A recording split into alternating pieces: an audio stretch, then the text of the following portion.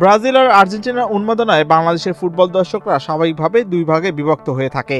এদিকে সেলেসাওদের বিদায়ের পর বিশ্বকাপ উন্মাদনা অনেকটাই ফিকে হয়ে গিয়েছে বাংলাদেশের জন্য। বছরের পর বছর ধরে অন্য দেশের মাঝে ফুটবল আনন্দ খুঁজে ফেরে এ দেশের ফুটবল সমর্থকরা। তবে এই আক্ষেপ এবার ঘোচাতে চান বাংলাদেশের ফুটবল ইতিহাসের সবচেয়ে হাই প্রোফাইল কোচ থমাস ডুলি।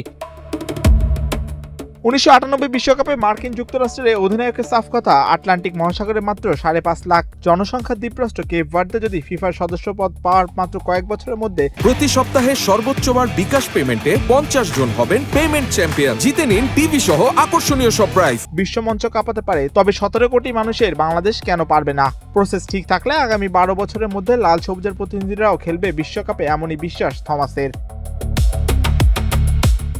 আর এই মহাযজ্ঞের শুরুটা থমাস ডুলি করতে চান প্রবাসী ফুটবলারদের দিয়ে। মরক্কো কিংবা ফ্রান্সের মতো বিশ্বসেরা দলগুলো যেখানে প্রবাসীদের নিয়ে সফল, সেখানে বাংলাদেশও হাঁটছে সেই চেনা পথে। চলতি বছরই বাংলাদেশের জার্সিকে জড়াতে যাচ্ছেন ট্রেভর ইসলাম, জায়ান হাকিম, ফারহান আলীদের মতো আন্তর্জাতিক একাডেমিতে বেড়ে ওঠা ক্ষুরধার ফুটবলাররা। তবে ডুলির আসল মাস্টার প্ল্যান লুকিয়ে আছে মূলে। তবে তার পরিকল্পনা অনুযায়ী অনূর্ধ্ব-17 বিশ্বকাপ বাছাইকে সামনে রেখে দেশের সেরা 15-16 বছর বয়সীদের নিয়ে গড়তে হবে একটি বিশেষ রেসিডেন্সিয়াল একাডেমি, যেখানে তরুণরা ফুটবল নিয়ে বেড়ে উঠবে এবং দিনরাত 24 ঘন্টা ফুটবলকেই শ্বাস-প্রশ্বাস হিসেবে মেনে নেবে। এর পাশাপাশি ভালো ডায়েট প্ল্যানও বাংলাদেশের ফুটবলারদেরকে মেনটেন করতে হবে।